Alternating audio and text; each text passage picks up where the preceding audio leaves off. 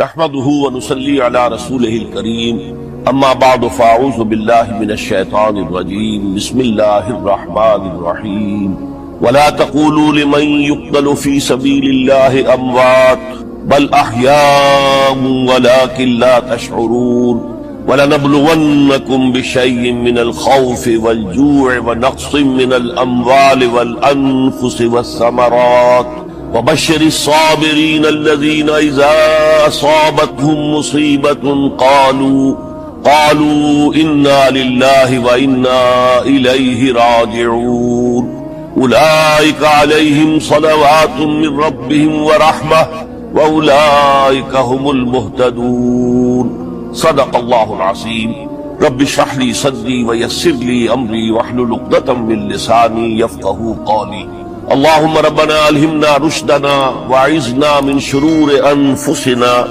اللهم ارنا الحق حقا وارزقنا اتباعه وارنا الباطل باطلا وارزقنا اجتنابه آمین یا رب العالمین۔ معزز حاضرین اور محترم ناظرین و سامعین، السلام علیکم ورحمۃ اللہ وبرکاتہ۔ آج ہماری سہ روزہ تقاریر کی آخری کڑی ہے۔ آپ کو یاد ہوگا کہ سب سے پہلے خطاب میں ہم نے قرآن کا فلسفہ شہادت سمجھا، قرآن مجید میں یہ اصطلاح کس معنی میں آئی ہے، اور اس کے ساتھ ہی امت مسلمہ کا فرض منصبی وَكَذَلِكَ جَعَلْنَاكُمْ أُمَّةً وَسَطًا لِتَكُونُوا شُهَدَاءَ عَلَى النَّاسِ وَيَكُونَ الرَّسُولُ عَلَيْكُمْ شَهِيدًا، تو اللہ کے دین کو بالفعل قائم کرنے کے لیے، تاکہ نوع انسانی پر ایک ابدی حجت قائم ہو جائے کہ اللہ کا دین قابل عمل ہے، اسے قائم کیا جا سکتا ہے، اور یہ بہترین سماجی نظام ہے، پولیٹیکو سوشو اکنامک سسٹم اس سے بہتر آج تک چشم فلک نے نہیں دیکھا۔ یہ حجت قائم کرنے کے لیے جن حضرات نے اپنی جانوں کا نذرانہ پیش کر دیا، گویا کہ وہ اللہ کے گواہ قرار پائے، ان کے لیے لفظ شہید استعمال کیا گیا۔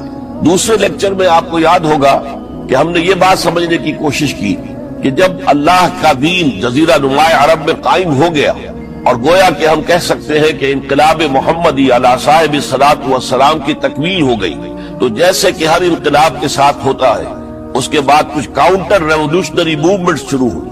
چنانچہ سب سے پہلے اندرون ملک عرب جھوٹے نبی کھڑے ہو گئے، نبوت کے جھوٹے دعوے دار، اور بہت سے لوگوں نے حکومت کو زکوٰۃ ادا کرنے سے انکار کر دیا، اور یہ فتنہ اتنا بڑا تھا کہ واقعہ یہ ہے کہ اگر اسے کرشٹ نہ کر دیا جاتا تو انقلاب محمدی علی صاحب الصلاۃ والسلام اسی وقت ناکام ہو جاتا۔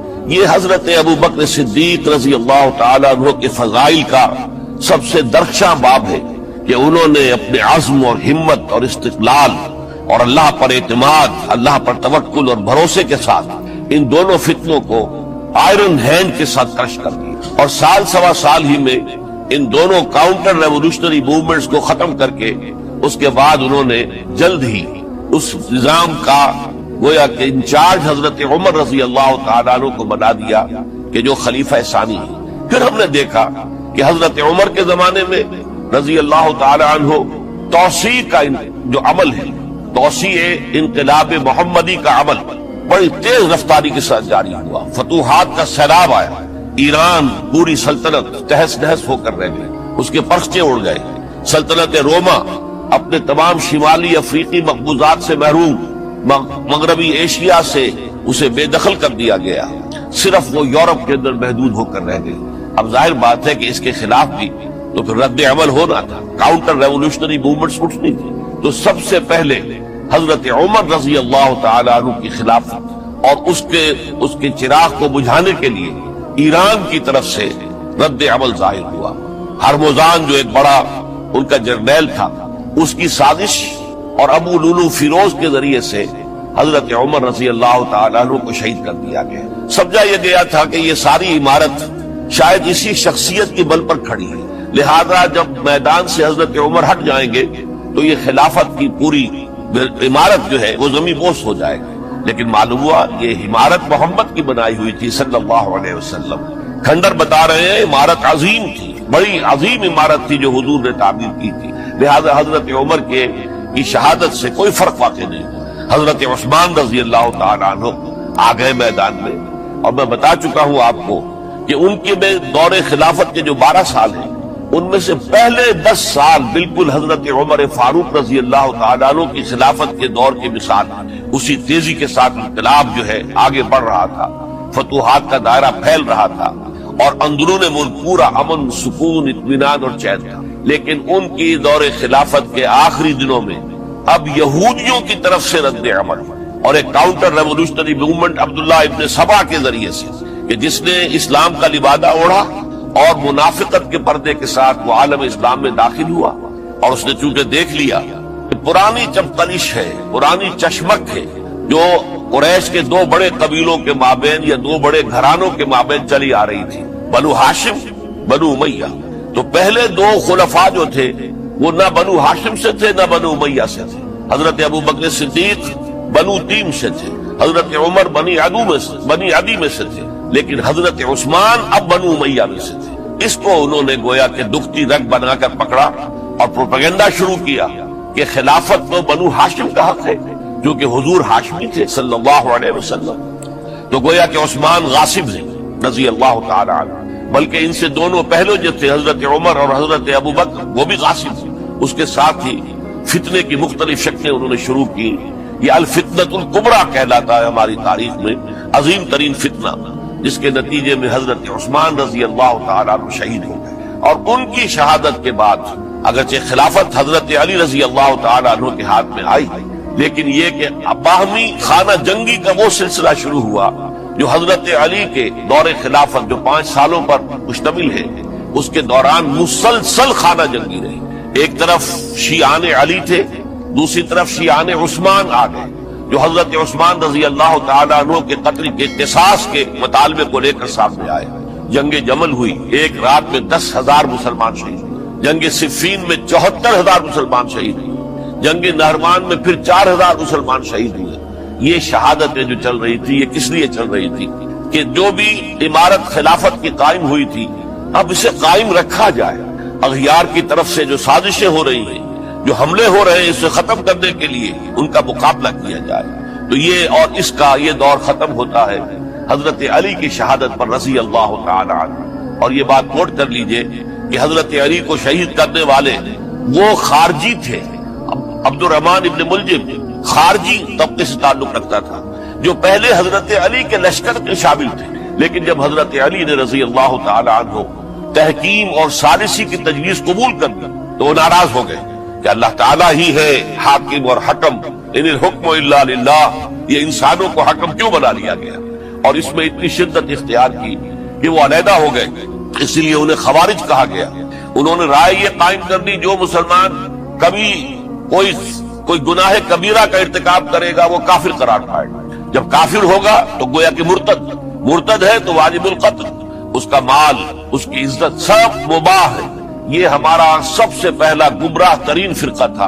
انہی میں سے 3 افراد نے بیٹھ کر اسکیم بنائی کہ یہ 3 افراد ایسے ہیں کہ جن کو اگر میدان سے ہٹا دیا جائے تو شاید مسلمانوں کی باہمی خانہ جنگی ختم ہو جائے اور مسلمان پھر کسی ایک خلیفہ پر راضی ہو جائے۔ اور یہ تینوں کافر ہیں، معاذ اللہ ثم معاذ اللہ۔ حضرت علی کافر ہیں، ان کو قتل کرنے کی ذمہ داری عبد الرحمن ابن ملجم نے لی۔ حضرت معاویہ قاتل ہے، ان کے لیے کسی اور کو اسائن کیا گیا۔ عمرو بن العاص قاسم ہے، ان کے لیے کسی اور کو اسائنمنٹ دی گئی۔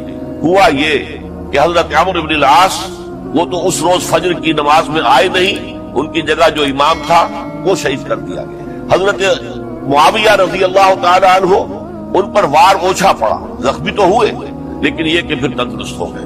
حضرت علی رضی اللہ تعالی عنہ پر بہت کاری وار ہوا اور حضرت علی رضی اللہ تعالی عنہ کی شہادت سن 35 ہجری میں ہوگی۔ یہ جو خلافت راشدہ کا اختتام یا تو سن 35 ہجری میں حضرت علی کی شہادت سے سمجھا جائے گا، یا میری ذاتی رائے ہے کہ نہیں، اس میں حضرت حسن کا دور خلافت بھی شامل ہونا چاہیے۔ حضرت حسن کو کسی نے نامزد نہیں کیا تھا، نہ انہوں نے اپنی امیدواری کے ساتھ اپنے طاقت کے بل پر خلافت حاصل کی تھی، بلکہ حضرت علی سے جب یہ کہا گیا تھا کہ کیا ہم آپ کے بیٹے حسن کے ہاتھ پر بیعت کر لیں، تو انہوں نے فرمایا تھا کہ میں نہ تمہیں روکتا ہوں نہ حکم دیتا ہوں، یہ تمہارا معاملہ ہے، تم جسے مناسب سمجھو اس کے ہاتھ پر بیعت کرو۔ حضرت حسن رضی اللہ تعالیٰ عنہ نے جن کے ہاتھ میں جو بیعت ہوئی، اب معاملہ یہ ہو گیا کہ امیر معاویہ رضی اللہ تعالیٰ عنہ وہ ایک لشکر لے کر شام سے چلے، حضرت حسن 50,000 آدمیوں کے ساتھ ادھر سے نکلے، لیکن یہ ہے کہ انہیں محسوس ہو گیا تھا کہ میرے ساتھیوں میں ایسا فسادی عنصر بھی موجود ہے جو عبداللہ ابن سبا کے ساتھیوں میں سے، کہ وہ کسی اچھے کام کو پسند نہیں کرتا، لہذا انہوں نے پھر صلح کی پیشکش کی۔ حضرت معاویہ کو پیغام بھیجا کہ میں مصالحت چاہتا ہوں، بتائیے شرائط کیا ہے۔ حضرت معاویہ نے بلینک پیپر بھیج دیا، سادہ کاغذ، کہ آپ جو شرائط چاہیں اس پر لکھ دیں، وہ مجھے قبول ہو۔ حضرت حسن نے رضی اللہ تعالیٰ عنہ شرائط لکھ دی، حضرت معاویہ نے قبول کر لی، تو حضرت حسن دستبردار ہو گئے خلافت کے دعوے سے، اور اس کے بعد پھر حضرت امیر معاویہ کی خلافت کی بیعت کی گئی۔ اس سے پہلے انہوں نے خلافت کی بیعت نہیں لی۔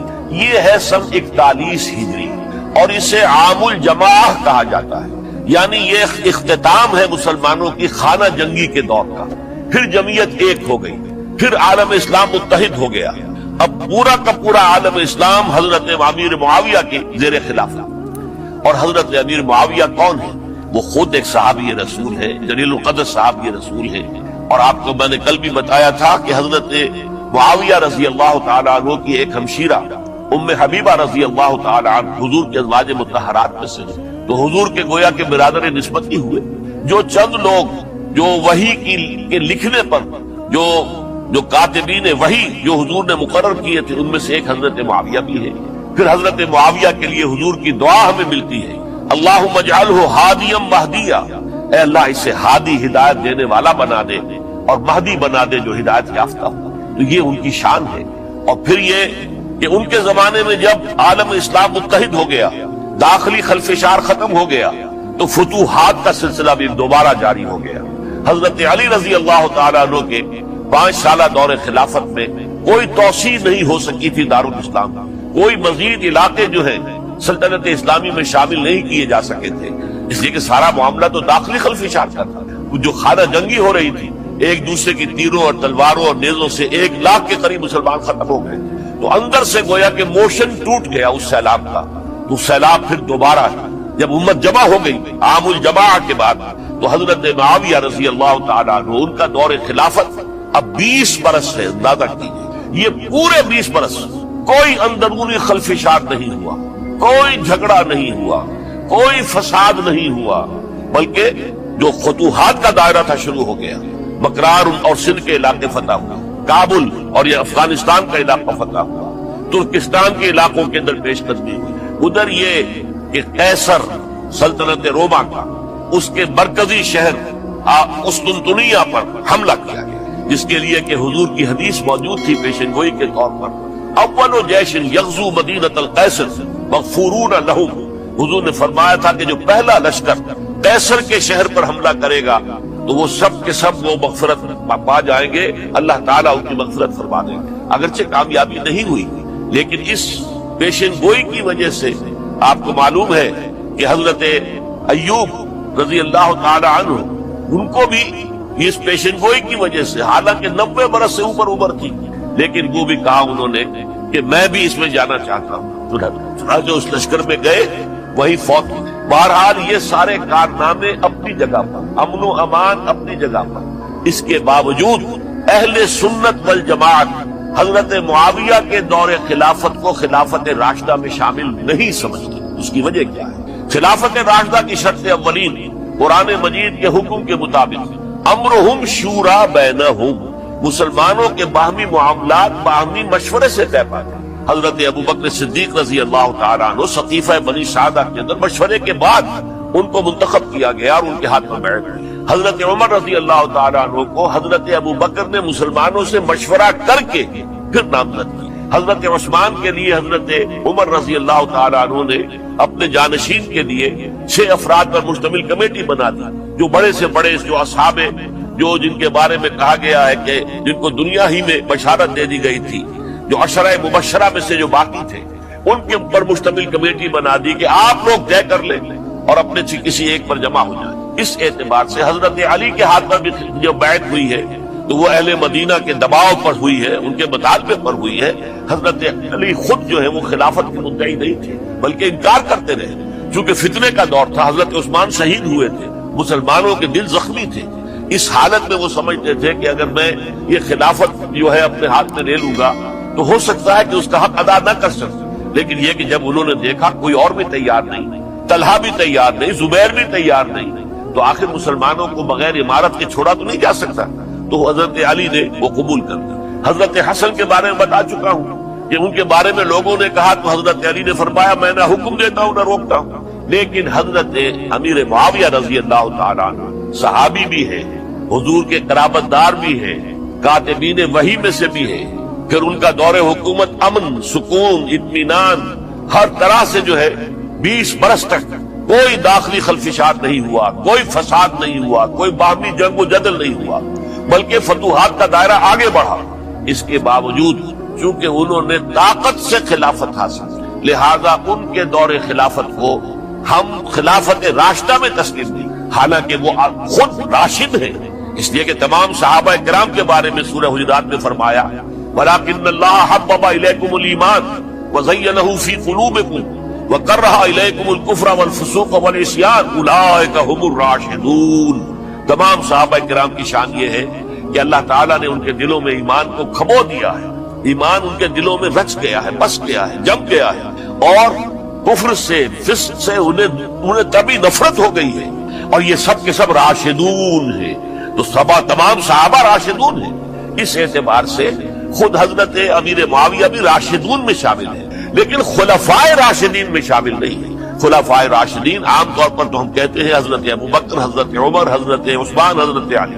میں نے اپنی ذاتی رائے، حقیر سی رائے عرض کی ہے، اس میں حضرت حسن کا دور بھی شامل ہونا چاہیے 6 مہینے کا، تب وہ 30 برس پورے ہوتے جو حدیث میں آیا ہے کہ خلافت جو ہے وہ 30 برس رہے گی، اس کے بعد ملوکیت شروع ہو جائے گی۔ تو ملوکیت کا پہلا قدم یہ تھا کہ حضرت معاویہ نے طاقت سے بزور خلافت حاصل کی، اس لیے ان کو خلیفہ راشد ہم نہیں کہتے۔ البتہ یہ ضرور ہے کہ ان کا دور بہت پرسکون دور تھا۔ البتہ جب 10 برس گزر گئے حضرت معاویہ کے دور حکومت میں، اب میں یہاں لفظ خلافت کی بجائے دور حکومت استعمال کر رہا ہوں کیونکہ خلافت راشدہ سے ذرا اس کا فرق معلوم ہے، تو اس وقت ایک اور صحابی جلیل القدر صحابی مغیرہ ابن شعبہ رضی اللہ تعالی عنہ وہ حضرت معاویہ کے پاس آئے اور انہوں نے یہ کہا کہ دیکھیے اگر آپ نے اپنے بعد اپنا جانشین نامزد نہ کیا تو ہو سکتا ہے پھر فسادات پیدا ہو، پھر مختلف لوگ خلافت کا دعویٰ لے کر کھڑے ہو جائیں، پھر خانہ جنگی ہو جائے۔ 5 برس کی خانہ جنگی میں 1 لاکھ سے زیادہ مسلمان شہید ہو چکے ہیں، قتل ہو چکے ہیں، ہلاک ہو چکے ہیں۔ اب دوبارہ وہی دور نہ آ جائے، لہذا آپ اپنا جانشین نامزد کر دیں۔ امیر معاویہ ریلیکٹنٹ تھے، لیکن انہوں نے دلائل دیے، دلائل مضبوط تھے۔ انہوں نے کہا کہ اب کبار صحابہ دنیا سے رخصت ہو چکے، وہ جماعت کہ جن کی تربیت اور تزکیہ، جن کی تعلیم حضور نے خود کی تھی اور ان کو اندر سے پاک کر دیا تھا، ان کی نیتیں بالکل پاک ہو چکی تھی، کوئی نفسانیت ان میں نہیں رہی تھی، وہ جماعت تو اکثر و بیشتر اب ختم ہو چکی، فوت پا چکے، وفات ہو چکی۔ لہذا اب جو ہے اکثر و بیشتر نو مسلم ہیں جو بعد کے فتوحات کے ذریعے سے اسلام لائے ہیں، لہذا ان کے اندر نہ وہ پختگی ہے، نہ ان کے اندر وہ تقویٰ ہے، نہ تدین ہے، نہ اصول پرستی ہے۔ اسلام کی پوری تعلیمات جو ہیں وہ ان کے وجود کے اندر، ان کے شعور کے اندر گہری اتری ہوئی نہیں ہے، لہذا اب صورتحال وہ نہیں رہ سکے گی جو حضرت ابوبکر یا حضرت عمر یا حضرت عثمان یا حضرت علی کے زمانے میں تھی، لہذا آپ نامزد کی۔ یہ بھی بتا دوں کہ مغیرہ ابن شعبہ کون تھے رضی اللہ تعالیٰ عنہ۔ نمبر 1 یہ ہے کہ اصحاب شجرہ میں شامل، جن 1400 یا 1800 افراد نے حضور سے بیعت کی تھی صلح حدیبیہ سے متصل قبل، اس درخت کے نیچے بیٹھ کر جس کے بارے میں سورہ فتح میں فرمایا گیا کہ لقد رضی اللہ عن المؤمنین اذ یبایعونک تحت الشجرہ، اللہ ان تمام اہل ایمان سے راضی ہو گیا جو اے نبی صلی اللہ علیہ وسلم آپ کے دست مبارک پر بیعت کر رہے تھے اس درخت کے نیچے، ان میں سے موجود، ان میں یہ مغیرہ ابن شعبہ ہے۔ پھر مغیرہ ابن شعبہ وہ ہے کہ حضرت علی اور امیر معاویہ ان کے درمیان جو خانہ جنگی ہوئی اس میں ہمیشہ حضرت علی کے ساتھ رہے، حضرت علی کے ہی وہ سپورٹر تھے، ان کے ساتھ۔ اس پہلو سے اچھی طرح سمجھ لیجئے کہ یہ نہیں ہے کہ وہ در حقیقت کو پہلے سے وہ امیر معاویہ کے ساتھی تھے، نہیں، لیکن اب جو صورتحال وہ دیکھ رہے تھے، جہاں دیدہ انسان تھے، بہت بڑے سیاستدان تھے، جانتے تھے حالات کو، حالات کے نظر پر ان کا ہاتھ تھا، لہذا انہوں نے یہ مشورہ دیا اور پھر امیر معاویہ نے اس مشورے کو قبول کر اور یزید کی ولی عہدی کا اعلان کر دیا۔ یہ بالکل مڈل ہے حضرت امیر معاویہ کے دور خلافت کا درمیان. یہ 10 سال جب ہو گئے تھے حضرت امیر معاویہ کی خلافت کو یا حکومت کو، تب یہ معاملہ پیش آیا. اور یزید کے ہاتھ پر یہ بیعت ولی عہدی تمام جو بھی مختلف گورنرز تھے ان کے ذریعے سے کہہ دیا گیا اپنے اپنے علاقے کے لوگوں سے بیعت لے لو. یہ بیعت عام طور پر لوگوں نے کر دی.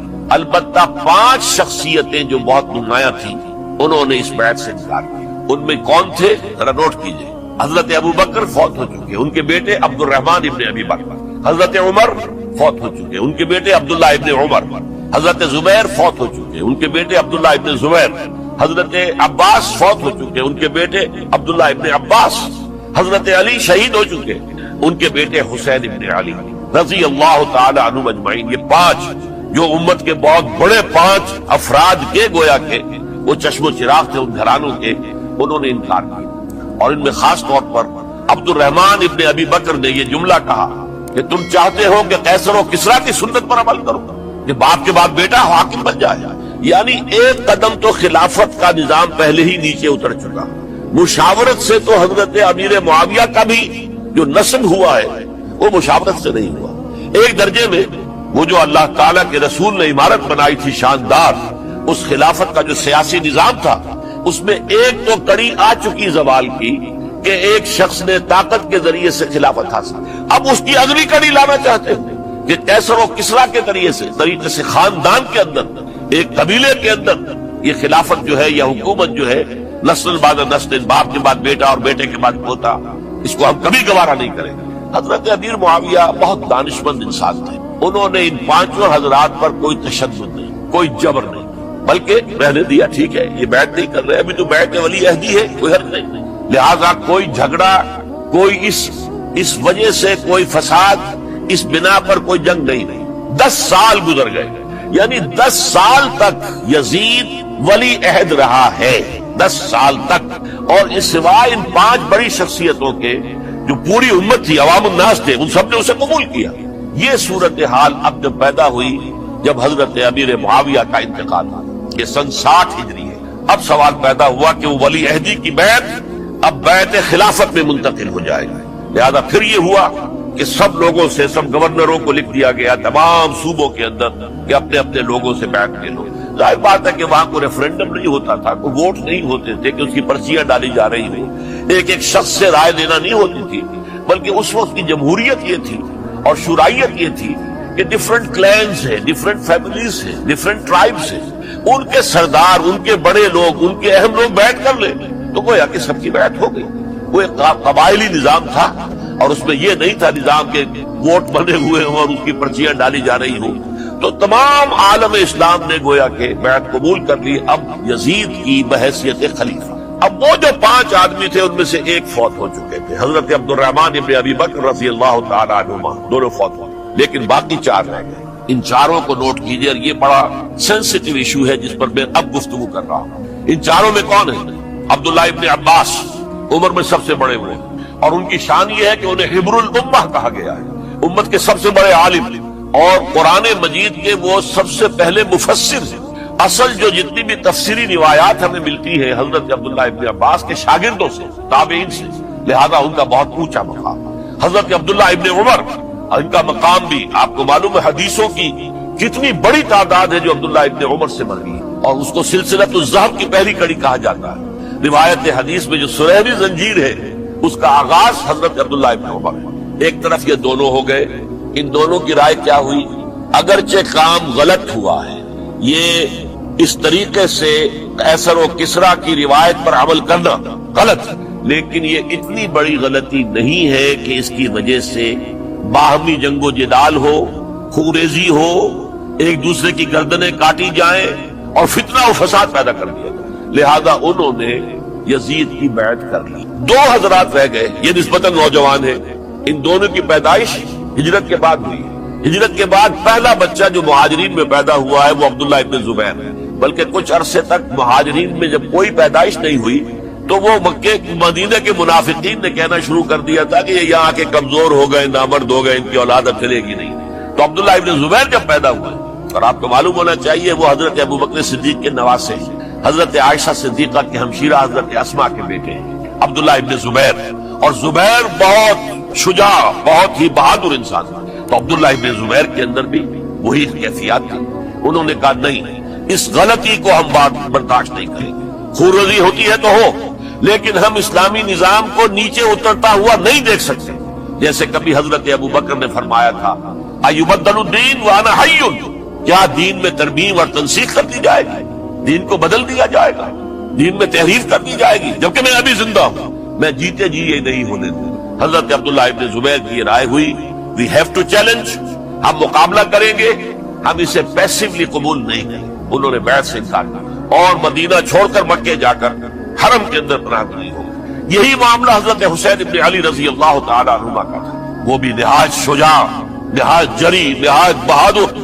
انہوں نے بھی کہا کہ یہ غلط کیسر و کسریٰ کی روایت جو شروع ہو رہی ہے اسے ہم نے ریزسٹ کرنا ہے اور اسے ہم آگے نہیں چلتے۔ ان پر بھی جب دباؤ ڈالا گیا کہ بیعت کرو تو وہ کچھ وقت مانگ کر کہ دیکھیے میں ایسا شخص نہیں ہوں کہ تنہائی میں علیحدہ کمرے میں بیٹھ کر بیعت کروں، جب عمومی بیعت لوگے تم سب سے تو میں بھی آ جاؤں گا، اس وقت لوگ فیصلہ کریں گے۔ تو بس اس وجہ سے پھر وہ گورنر جو تھا اس وقت مدینے کا، اس سے اجازت لے کر آ گئے اور راتوں رات وہاں سے نکل کر وہ بھی مکے میں۔ تو اب یہ چار جو ہے دو گروہوں میں تقسیم ہو گئے، 2+2۔ دو کی رائے یہ ہوئی کہ بات غلط ہے لیکن اس کی بنا پر خونریزی، جنگ و جدال، جنگ آپس میں خونریزی کرنا یہ صحیح نہیں، بلکہ مصلحت اس میں ہے کہ اس کو قبول کر، پھر اللہ تعالیٰ کو بہتر حالات پیدا کرے گا اس کے ذریعے سے، تعلیم کے ذریعے، تلقین کے ذریعے سے۔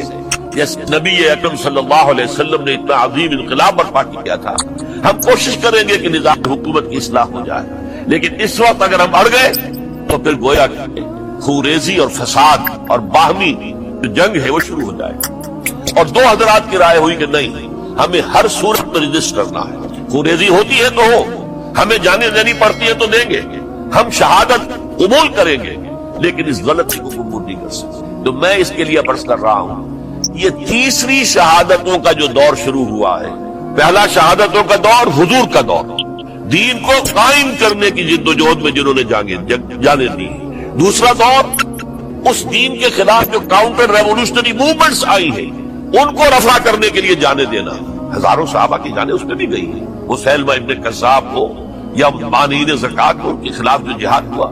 پھر ظاہر بات ہے کہ حضرت عثمان رضی اللہ تعالیٰ عنہ کے بعد جو فساد ہوا وہ شہادتیں کیا تھی؟ اس دین کے نظام کو قائم رکھنے کے لیے انٹیکٹ رہے، دشمن اس کے اندر رکھنے ڈالنے میں کامیاب نہ ہو۔ اب تیسرا دور وہ آ رہا ہے کہ جبکہ داخلی طور پر اس نظام خلافت کے اندر زوال شروع ہو رہا ہے، اس زوال کو روکنے کے لیے کہ وہ اپنی اصل جو خلافت کا نظام اللہ نے اور اس کے رسول نے دیا ہے اس کی بنیاد پر قائم رہے، لہذا ہم ریزسٹ کریں گے اس تبدیلی کو اور میدان میں آ کر مقابلہ کریں۔ یہ حضرت عبداللہ ابن زبیر رضی اللہ تعالی عنہما اور حسین ابن علی رضی اللہ تعالی عنہما، اب ان دونوں میں ایک اختلاف ہے۔ حضرت عبداللہ ابن زبیر کی رائے یہ تھی کہ یہ مکہ ہے، یہ اللہ کا گھر ہے، یہ حرم ہے اور یہاں کے لوگ بہت سے برے اثرات سے ابھی تک بچے ہوئے ہیں، پاک ہیں، لہذا ہمیں یہاں رہنا چاہیے۔ اس کو مرکز بنا کر ظاہر بات ہے اسی مکے سے محمد رسول اللہ صلی اللہ علیہ وسلم نے دعوت شروع کی تھی، وہیں سے وہ پھیل کر جو ہے ایک عظیم انقلاب کی شکل اس نے اختیار کی تھی، ایک عظیم مملکت جو ہے حضور چھوڑ کر گئے تھے۔ تو ہمیں مکے میں رہ کر ہی اپنی تحریک شروع کرنی چاہیے، لیکن ادھر حضرت علی کے پاس پیغام آ رہے تھے کوفے سے، کوفہ چونکہ حضرت حسین کے پاس پیغام آ رہے تھے کوفے سے، چونکہ کوفے کو حضرت علی نے دارالخلافہ بنا لیا تھا اور وہاں سمجھا جاتا تھا کہ حضرت علی کے ہمدرد اور حضرت شیعان علی جنہیں ہم کہیں ان کے ساتھی ہم خیال یہ لوگ ہیں کثرت کے ساتھ، اور وہاں سے اب خطوط کا تانتا شروع ہو گیا، آپ یہاں آئیے، ہم بےتاب ہیں، آپ کا استقبال کریں گے، آپ کے ہاتھ پر بیعت کریں گے، تاکہ یہ جو کیسر و کسریٰ کی سنت شروع ہو رہی ہے اس کو روکا جا سکے۔ وہ تانتا بنا ہوا ہے خطوط کا۔ تو حضرت حسین رضی اللہ تعالیٰ عنہ نے فیصلہ کر لیا کہ میں کوفے جاؤں گا۔ حضرت زبیر روکتے رہ گئے کہ نہیں، کوفیوں پر اعتماد نہ کی، یہ زبانی کلامی ساتھ دیتے ہیں، جب ڈنڈا چلتا ہے تو پھر یہ ہٹ جاتے ہیں میدان سے، ان پر اعتماد نہ کریں آپ، لہذا یہی مکے میں رہیے اور ہم دونوں مل کر ایک بڑی طاقت بن جائے گا، اور یہ مکہ جو ہے ہمارے لیے حصار ہے، یہ ہمارے لیے پناہ گاہ ہے، یہاں سے اس دعوت کا آغاز کیا جائے۔ اب یہ افسوس ہے اس سے اللہ کی مشیت سمجھا جائے، اللہ کی مرضی ہے، جو کچھ ہوتا ہے وہ تو بے اذن رب ہوتا ہے. اللہ اپنی مصلحتوں سے ہم سے زیادہ واقف ہے، ہم تو نہیں سمجھ سکتے. حضرت حسین نے فیصلہ کیا اور ڈٹ گئے اس فیصلے کہ میں کوفے جاؤں. اب یہ بھی بات قرآن مجید میں آیا ہے، حضور سے خطاب کر کے فرمایا گیا فَإِذَا عَزَمْتَ فَتَوَكَّلْ عَلَى اللَّهِ. جب ایک مرتبہ آپ ایک ارادہ کر لیں تو پھر اللہ پر توکل کی. پھر یہ نہیں کہ کبھی آگے کبھی پیچھے جاؤں یا نہ جاؤں، یہ نہیں، یہ تردد یہ نہیں، بلکہ یہ کہ فیصلہ کر کے ڈٹ جائیے، اس لیے کہ جو بھی نتیجہ ہے وہ تو اللہ کے ہاتھ میں ہے. لہذا اللہ پر توکل کیجیے. فَإِذَا عَزَمْتَ فَتَوَكَّلْ عَلَى اللَّهِ. لہذا سب نے سمجھایا حضرت حسین کو کہ آپ کوفے نہ جائیں. سمجھانے والوں میں حضرت عمر بھی تھے رضی اللہ، حضرت عبداللہ ابن عمر بھی تھے رضی اللہ تعالی عنہ. اگرچہ کوئی قرابت داری جو ہے قریبی نہیں تھی، لیکن بہرحال امت کی ایک شخصیت، عظیم شخصیت تھے. سمجھانے میں سب سے زیادہ زور صرف کیا ہے حضرت عبداللہ ابن عباس نے رضی اللہ تعالی عنہ. اور حضرت عبداللہ ابن عباس کون ہے؟ ایک رشتے سے حضرت حسین کے چچا، ایک رشتے سے حضرت حسین کے نانا ہے. کیوں؟ حضرت علی اور حضرت عبداللہ ابن عباس چچا زاد بھائی ہیں. عباس کے بیٹے، ابو طالب کے بیٹے، عباس اور ابو طالب بھائی ہیں. تو یہ فرسٹ کزن تھے حضرت علی اور عبداللہ ابن عباس رضی اللہ تعالی عنہ. لہذا انہوں نے جب کہا تو گویا کہ ایک چچا، ایک بزرگ سمجھا رہا. اور دوسرے رشتے سے حضور نانا تھے حضرت حسین کے، اور حضور بھی کزن تھے حضرت عبداللہ ابن عباس کے، چچا زاد بھائی. اس حوالے سے سمجھ لیجئے کہ حضور کے کزن نانا کے درجے میں آ گئے. تو یہ دو رشتے تھے حضرت عبداللہ ابن عباس کے، اور انہوں نے بڑی الہا زاری کے ساتھ، بڑی اپنے مقام سے نیچے اتر کر خوشامد کی ہے. حسین خدا کے لیے بات آ جا، حسین خدا کے لیے بات آ جا. حسین اگر جانا ہی ہے تو اپنے بال بچوں کو لے کر نہ جاؤ. جس طریقے سے تمہارے باپ حضرت علی رضی اللہ تعالیٰ عنہ کو کوفہ کے اندر ذبح کر دیا گیا، کہیں ایسا نہ ہو کہ تمہیں بھی تمہارے بال بچوں کے سامنے ذبح کر دیا جائے. بات آ جاؤ. لیکن حضرت حسین، اب اللہ کی طرف سے ان کے دل میں ایک ارادہ پختہ ہو چکا تھا، اور انہوں نے حضرت مسلم بن عقیل کو بھیجا تھا کہ جاؤ میری طرف سے کوفے والوں سے بیعت لے اور پھر مجھے اطلاع دو. وہ گئے، وہاں 12,000 افراد نے بیعت کر لی. اب ان کا خط آ گیا کہ یہاں تو فضا بالکل ہموار ہے، اتنے لوگوں نے بیعت کی ہے، باقی بھی جیسے ہی آپ سامنے آ جائیں گے سب بیعت کر لیں گے. لہذا یہاں پر وہ ریزسٹنس کے لیے گویا کہ ہمارے پاس طاقت اس کوفے کے اندر بہت مضبوط طاقت ہوگی کہ ہم یزید کی حکومت کے خلاف ریزسٹ کر سکیں. اس کے بعد ہوا کیا؟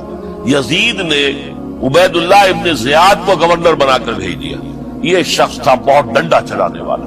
اس نے سختیاں شروع کی تو بہت سے لوگ اس بیعت سے تائب ہوئے، لیکن مسلم بن عقیل وہ میدان میں آئے اور ان کے ساتھ ہزاروں آدمی آ گئے جنہوں نے بیعت کی تھی، ابھی تک بیعت پر قائم تھے، اور انہوں نے گورنر کے گھر کا گھیراؤ کیا. گورنر کے ساتھ 30-40 آدمی تھے. کوئی وہ چھتوں پر چڑھ گئے، وہاں سے پتھراؤ کیا، اور وہاں سے جو 30-40 آدمی کوفے کے تھے ان سے کہا تم اپنے اپنے لوگوں کو کہو کہ چلے جائیں واپس یہاں سے. انہوں نے اوپر سے کہنا شروع کیا، ڈرایا، بہت خوفناک نتیجہ نکلے گا، اب عبید اللہ ابن زیاد تم سب کو ہلاک کر دے گا. ایک ایک کر کے بھیڑ چھٹتی چلی گئی اور صرف چند افراد رہے، اور اس کے نتیجے میں حضرت مسلم بن عقیل شہید کر دی. بلکہ ایک شخص حامی نے انہیں پناہ دی تھی کوفے میں، ان کو بھی قتل کر دیا گیا، شہید کر دیا. اس پر یہ ہے کہ انہوں نے ایک شخص کے ذریعے سے پیغام دیا قتل کیے جانے سے پہلے کہ دیکھو میرا تو وقت آ گیا ہے، میں تو اب قتل ہو جاؤں گا، شہید کر دیا جاؤں گا، تو میرا پیغام حسین تک پہنچا دو رضی اللہ تعالی عنہ کہ یہاں یہ بغاوت ہو گئی. لوگوں نے، کوفیوں نے، الکوفی لا یوفی، کوفی جو ہے وہ پورا نہیں کرتا اپنے عہد کو اور وفا کو. اس کا ایک ثبوت ہمیں مل گیا ہے. یہ سب کے سب منحرف ہو گئے بیعت سے. آپ جہاں تک آ گئے وہاں سے واپس چلے جائیے. جب حضرت حسین کے پاس یہ پیغام پہنچا اور انہوں نے ارادہ کیا کہ ٹھیک ہے یہ تو حالات بدل گئے، لہذا واپس چلنا چاہیے. شاید عبداللہ ابن زبیر کی رائے ہی صحیح ہے، ہمیں مکے ہی میں بیٹھ کر کام کرنا چاہیے. لیکن اب جو ہے عرب کا ایک خاص مزاج ہے. حضرت مسلم بن عقیل کے بیٹے آڑے آ گئے، اب ہم اپنے باپ کے خون کا قصاص لیے بغیر نہیں جائیں گے. اور حضرت حسین رضی اللہ تعالیٰ عنہ بامروت انسان، شریف النفس انسان، کیسے ممکن تھا غیرت مند غیور انسان وہ کیسے ان کی بات پورا کر. لہذا اچھا چلو چلتے ہیں کوفے کی طرف. آگے بڑھتے چلے گئے، کربلا میں پہنچ گئے. جو کچھ وہاں ہوا ہے پھر آپ کو معلوم ہے. اس میں یہ بات ہے پہلے 1000 کا لشکر بھیجا تھا عبید اللہ ابن زیاد، اس پر حضرت حسین رضی اللہ تعالیٰ عنہ نے جو باتیں کہی وہ کچھ اثر انداز ہو گئے. ان کا افسر جو تھا حر بن یزید تمیمی، وہ بعد میں حضرت حسین کا حامی ہو گیا اور حضرت حسین کے ساتھ اس کو بھی شہادت نصیب. پھر دوسرے کو بھیجا عمرو ابن سعد.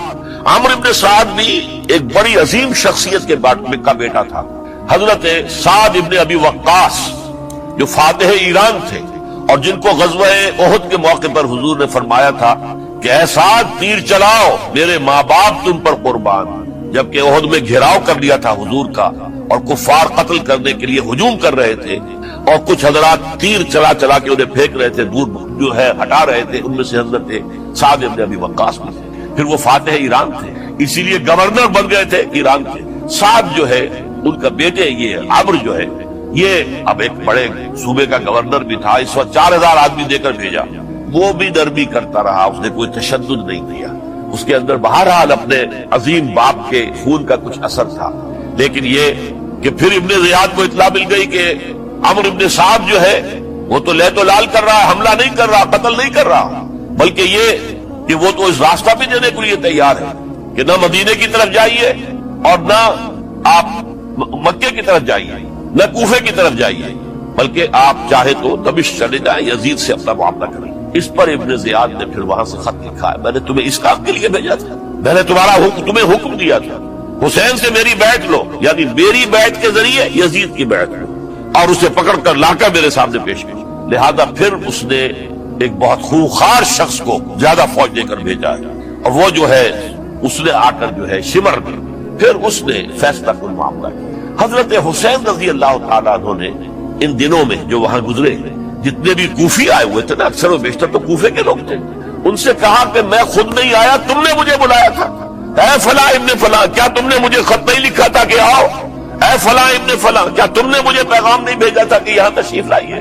اور دیکھو میرے پاس تمہارے خطوط موجود. وہ ایک تھیلا جس میں کہ خطوط ہے وہ بھی لا کے میدان میں رکھے. یہ حضرت حسین رضی اللہ تعالیٰ عنہ کی شرافت اور اپنی صاف دلی. کوئی اس کے اندر عیاری نہیں تھی ان کے اندر, معاذ اللہ ثم معاذ اللہ. لیکن یہ کہ اس کا نتیجہ اچھا نہیں نکلا. نتیجہ کیا نکلا؟ اب انہیں پتا چل گیا کوفیوں کو, اگر اب حسین زندہ دمشق پہنچ گئے یزید کے پاس تو یہ ہم سب کا بھاڑا پھوڑ دیں گے, ہماری شامت آ جائے گی.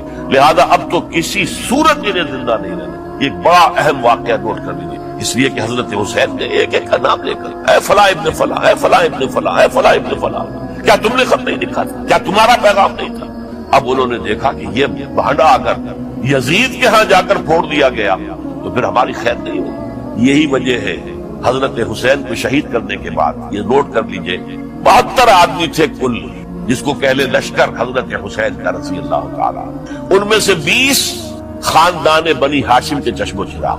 بڑی بہادری سے لڑے, بڑی بہادری سے لڑے, ایک نے لڑ کر جان دیا. بہت سو کو مارا. یقاتلون فی سبیل اللہ فیقتلون ویقتلون, قتل کر بھی رہے تھے, قتل ہو بھی رہے تھے, ایک ایک کر کے قتل ہو رہے تھے, شہید ہو رہے تھے. 20 جو ہے خاندان بنی ہاشم میں سے شہید ہوئے. حضرت حسین رضی اللہ تعالیٰ عنہ کا ایک بہت ہی انفنٹ چھوٹا بچہ وہ بھی شہید ہے. باقی سب مرد, تمام مرد, سوائے ایک حضرت حسین کے بیٹے حضرت علی بن حسین زین العابدین کہلائے بعد میں. وہ بیمار تھے, وہ جنگ میں حصہ نہیں لے سکتے تھے, وہ بچ گئے صرف. اچھا حضرت حسین شہید ہو گئے. یہ ہے 10 محرم الحرام سن 61 ہجری. کیا مطلب ہے؟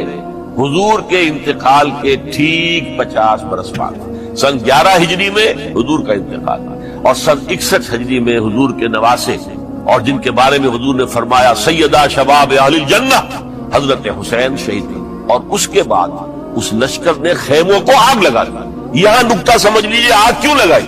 انہیں معلوم تھا ہمارے خلاف ڈاکومنٹری پروف موجود ہے وہاں پر, وہ ہمارے خطوط کے تھیلے وہاں موجود ہیں, اگر وہ باقی رہ گئے تو ہماری شامت آ جائے گی, ہمیں کون بچائے. ورنہ ظاہر بات ہے کہ اگر وہ دشمنی کے انداز میں بات ہوتی تو خواتین کی بھی بے حرمتی کی گئی ہوتی, لیکن نہیں, کسی نے. ظاہر بات ہے کہ خانوادہ نبوت کی کسی خاتون کی بے حرمتی نہیں, قطعاً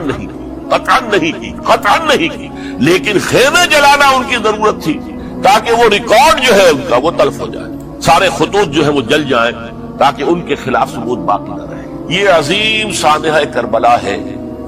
اب چونکہ یہ ہماری تاریخ کے ان واقعات میں سے ہے جس پر بہت کچھ اختلافات ہیں, مختلف گروہوں کی تعبیرات بہت مختلف ہیں. ایک طرف اہل تشیع کا اپنا بیان ہے, دوسری طرف اہل سنت کا ایک اجماعی بیان ہے, تیسری طرف کچھ ایسے لوگ پیدا ہو گئے جو حضرت حسین رضی اللہ تعالیٰ عنہ پر الزام لگا رہے ہیں اہل سنت میں سے کہ وہ تو حکومت کے طالب تھے، وہ اقتدار کے خواہش مند تھے، واجب القتل تھے۔ معاذ اللہ ثم معاذ اللہ ثم معاذ اللہ۔ حضرت حسین اگرچہ صغار صحابہ میں سے تھے، یعنی حضور کی حیات طیبہ میں ابھی چھوٹے بچے تھے، لیکن ان کا شمار صحابہ میں ہے۔ اور پھر یہ وہ شخص ہے جو حضور کی گود میں کھیلا ہے، یہ وہ ہے جو حضور کے شانوں کے اوپر جس نے سواری کی۔ علامہ اقبال نے جیسے حضرت اسماعیل کے لیے کہا ہے کہ وہ فیضان نظر تھا یا کہ مکتب کی کرامت تھی، سکھائے کس نے اسماعیل کو آداب فرزندی۔ ظاہر بات ہے حضرت اسماعیل کسی اسکول اور مدرسے دارالعلوم میں پڑھے نہیں تھے کہ وہاں پتہ چلتا کہ والد کا حق کیا ہے۔ یہ فیضان نصر تھا، ابراہیم کی نگاہ کا یہ فیضان تھا کہ بیٹے کے اندر وہ جذبہ پیدا ہوا کہ یا ابت افعل ما تؤمر، ابا جان جو خواب آپ دیکھ رہے ہیں اور جو حکم آپ کو خواب کے ذریعے مل رہا آپ کر گزریے، ستجدنی انشاءاللہ من الصابرین۔ تو اسماعیل کا معاملہ اگر یہ تھا فیضان نظر سے، تو حضرت اسماعیل کو حضرت ابراہیم کے پاس زیادہ رہے بھی نہیں، وہ تو مکے میں رہے۔ حضرت عثمان جو حضرت ابراہیم تو شام میں رہتے تھے، کبھی کبھی آ جاتے تھے، اس سے زیادہ معاملہ نہیں تھا۔ وہ فیضان نظر حضرت اسماعیل کو تھا، تو حضور صلی اللہ علیہ وسلم کا فیضان نظر کتنا ہوگا اس کا آپ اندازہ کیجیے۔ یہ کوئی جنگ اقتدار نہیں تھی، معاذ اللہ ثم معاذ اللہ ثم معاذ اللہ، بلکہ انہوں نے اپنا ایک فرض منصبی سمجھا ہے کہ میرے نانا کا لایا ہوا نظام اور اس کے اصول اب ٹوٹ رہے ہیں۔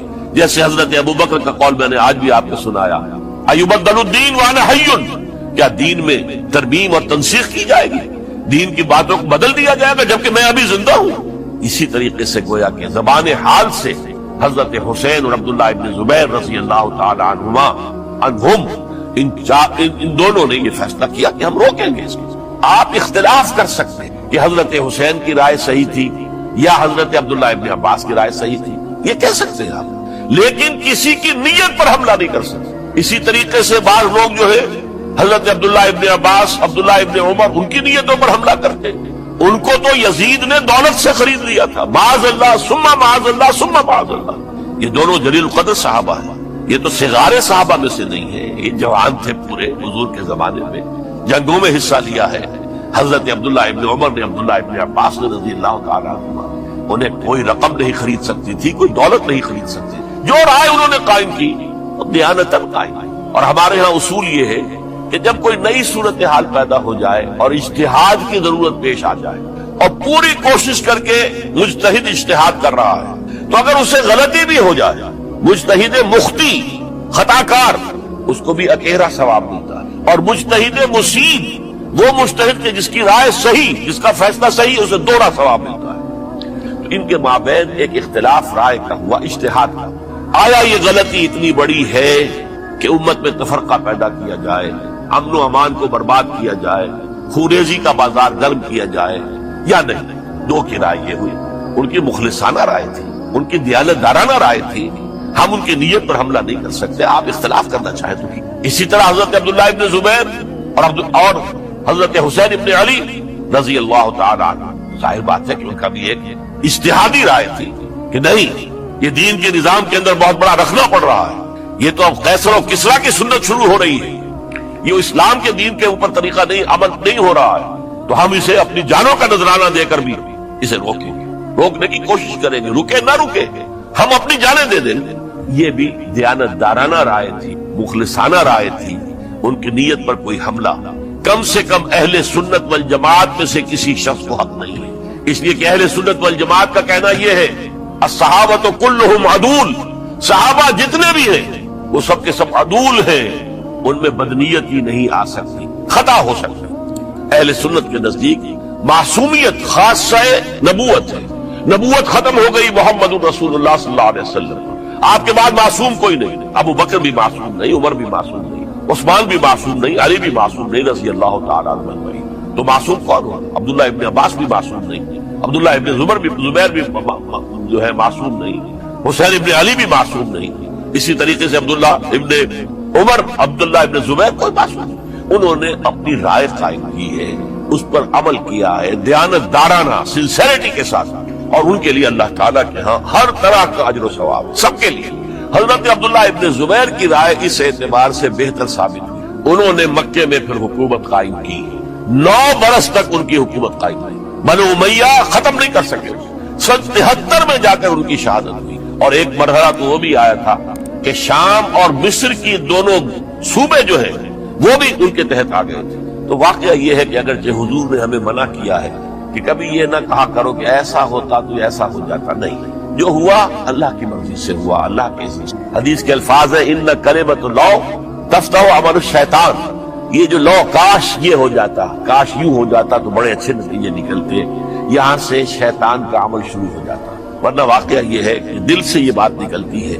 اگر حضرت حسین اور عبداللہ ابن زبیر یکجا ہو جاتے اور مکے کو اپنا مرکز بنا کر جو عظیم مقصد انہوں نے اپنے سامنے رکھا تھا کہ یہ جو روایت غلط آ رہی ہے اسلام کے دینی سیاسی نظام کے اندر، اس کو ہم روکیں گے، تو اللہ تعالیٰ انہیں کامیابی عطا فرما دے۔ لیکن یہ پھر ہم کہیں گے ما شاء اللہ کان وما لم یشاء لم یکن، جو اللہ نے چاہا وہ ہوا اور جو اللہ نے نہیں چاہا وہ نہیں۔ حضرت حسین کو وہ عظیم شہادت اللہ نے دے دی تھی، وہ اونچا مقام عطا کرنا تھا، اور پھر ان کی عظیمت، ان کا صبر، ان کا ثبات، ان کا استقلال، معلوم ہوا کہ اللہ تعالیٰ نے انسانوں کے اندر کتنی کچھ طاقت رکھی ہوئی اور کتنی کچھ صلاحیتیں اللہ نے ودیت کی، وہ جس طرح ڈٹے رہے، کھڑے رہے۔ واقعہ یہ ہے کہ وہ بھی نوع انسانی کے لیے ہمیشہ کے لیے ایک سبق ہے، اور وہ سبق یہ ہے کہ آپ حق، جو بھی آپ حق سمجھے اس حق کے اوپر ڈٹ کر کھڑے ہو جائیں، اور اس میں پرواہ نہ کیجئے کہ آپ کی نفری کم ہے یا آپ کے ساتھ تعداد زیادہ، کوئی خیال نہ کیجئے، اس کے فکر نہ کیجئے کہ حالات ادھر ہیں یا ادھر ہیں، حالات سازگار آپ کے دشمن کے ساتھ ہیں یا آپ کے ساتھ ہے، کوئی فکر نہ کیجئے۔ حق حق ہے، اس کا ساتھ دینا لازم ہے، اس کے لیے جان دے دینا یہ سب سے بڑی کامیابی۔ وَلَا تَقُولُوا لِمَن يُقْتَلُ فِي سَبِيلِ اللَّهِ أَمْوَاتٌ، ہرگز نہ کہنا ان کو جو اللہ کی راہ میں قتل ہو جائیں کہ وہ مردہ ہیں، بل احیاء، وہ تو زندہ ہیں، ولیکن لا تشعرون، یہ تمہیں شعور نہیں ہے۔ وَلَنَبْلُوَنَّكُمْ، اب یہ تمام مسلمانوں سے خطاب ہو رہا ہے، ہم تمہیں لازماً آزمائیں گے، بِشَيْءٍ مِّنَ الْخَوْفِ، خوف سے، وَالْجُوعِ، اور بھوک اور فقر و فاقے سے۔ حضرت حسین اور ان کے ساتھیوں کو پیاس کے ذریعے سے آزمایا گیا، حالانکہ دریا دور نہیں ہے لیکن پانی بند کر دیا گیا، کیسی کیسی شدت اور کیسے کیسے سخت حالات کا سامنا کیا، لیکن جھکے نہیں، گردن نہیں جھکی، ڈٹے رہے اپنے موقف کے اوپر۔ وَلَنَبْلُوَنَّكُمْ بِشَيْءٍ مِّنَ الْخَوْفِ وَالْجُوعِ وَنَقْصٍ مِّنَ الْأَمْوَالِ وَالْأَنفُسِ وَالثَّمَرَاتِ، اور ہم تمہیں جانی اور مالی نقصانات کے ذریعے سے آزمائیں گے۔ وَبَشِّرِ الصَّابِرِينَ، اور اے نبی بشارت دے دیجئے صبر کرنے والوں، الذین اذا اصابتهم مصیبت، وہ کہ جن کو اگر کوئی مصیبت آئے ان پر نازل ہو جائے، قالوا، تو وہ کہیں گے انا للہ و انا الیہ راجعون، ہم اللہ ہی کے ہیں، اللہ ہی کی طرف ہمیں لوٹ جانا ہے۔ اولئک علیہم صلوات من ربہم ورحمہ، یہ ہیں وہ جن پر ان کے رب کی طرف سے صلوات ہے، درود ہے اور رحمت ہے، واولئک هم المہتدون، اور یہی ہدایت یافتہ ہے۔ اللہم ربنا اجعلنا منہم، اللہم ربنا اجعلنا منہم۔ میرے اور آپ کے لیے سبق یہ ہے، صرف حضرت حسین کا کوئی دن بنا لینا یہ نہیں، ٹھیک ہے یاد تازہ کیجئے، بہت اچھی بات ہے، لیکن اس کا نتیجہ یہ نکلنا چاہیے کہ اگر حضرت حسین نے اپنی ہی نہیں، اپنے خاندان کی، اپنے اعزاء و اقربا کی، اپنے ساتھیوں کی جانوں کی قربانی پیش کر دی حق کے لیے، تو ہمیں بھی فیصلہ اور سبق یہ لینا چاہیے کہ ہمیں حق کا ساتھ دینا ہے، ہر شے بعد چاہے اس کے نتائج کچھ بھی نہیں۔ اقول قولی ھذا واستغفر اللہ لی ولکم ولسائر المسلمین۔ اگر آپ کو ہماری ویڈیو اچھی لگی ہو تو ہمارے چینل کو سبسکرائب ضرور کریں۔ ڈاکٹر اسرار احمد رحمۃ اللہ علیہ کی وفات کے لیے سورہ فاتحہ پڑھ کر کامنٹ میں آمین لکھیں۔ شکریہ۔